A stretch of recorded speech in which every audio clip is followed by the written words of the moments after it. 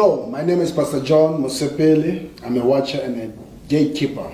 I'm not alone in the studio. I'm with Advocate Sabelo Sibanda. Hi, how are you doing? We want to talk to the teachers who feels pressured to take these experimental vaccines. Advocate, if the teachers in our country find themselves in a corner, being pressed, being pushed at all costs to take this experimental injection, what must they do?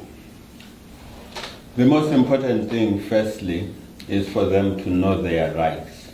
Because one of the things that is affecting a lot of our people is a lack of knowledge. People perish for lack of knowledge, and that is what is happening. So it's important for them to equip themselves with the knowledge of the Constitution. Section 12C of the Constitution very clearly says that everyone has the right to bodily and psychological integrity. And this right includes not, I emphasize, not to be subjected to medical or scientific experiments without their consent. We are in a situation where a global experiment is going on in the name of COVID-19 vaccinations. So our teachers have to know that you have a right to say no on the basis that the Constitution says you should not be experimented upon. It's up to you to decide. Look, the most important thing, Pastor John, is that for those who decide, I have enough information and I want to go through with this, we are not saying they should stop. It's their right as well to go through with it. But it's also the right of those who do not want their bodies to be used for experimentation to say no. The Constitution is a broad framework. This particular 12.2c of the Constitution is given life to by the National Health Act. Section 6, 7, and 8 covers what is required for there to be informed consent. So, teachers, it's very important that for us to be able to sit here and talk is because of you, the teachers, and we thank you for that. May I encourage you to go and read up on these laws that we are talking about, because the law actually says you have a right to refuse.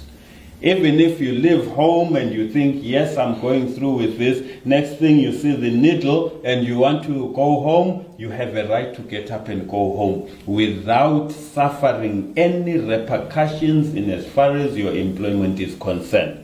And further, teachers, you have a right to insist upon the Department of Education taking responsibility for anything that may go wrong should you decide to go through with the process.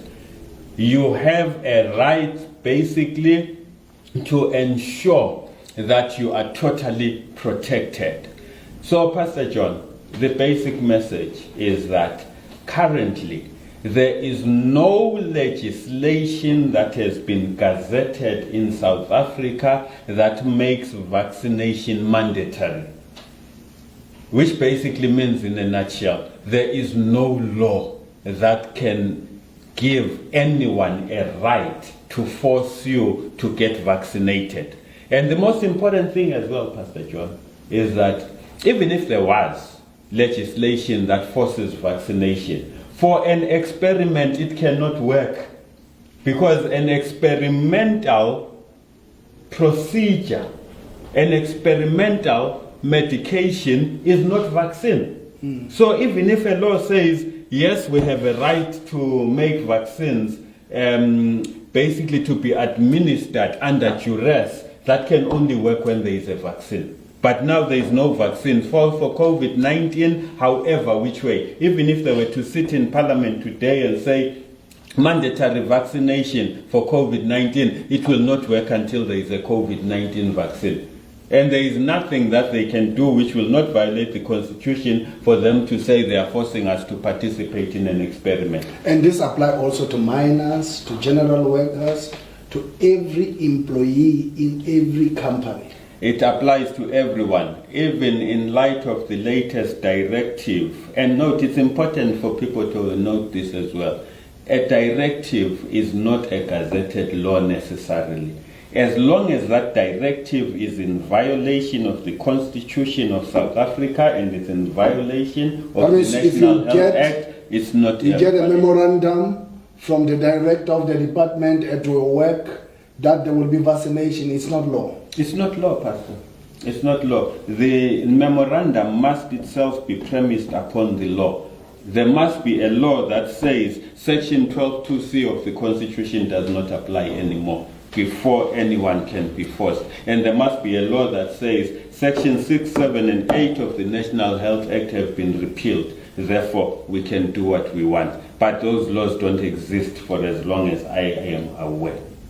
There you get it. You have it.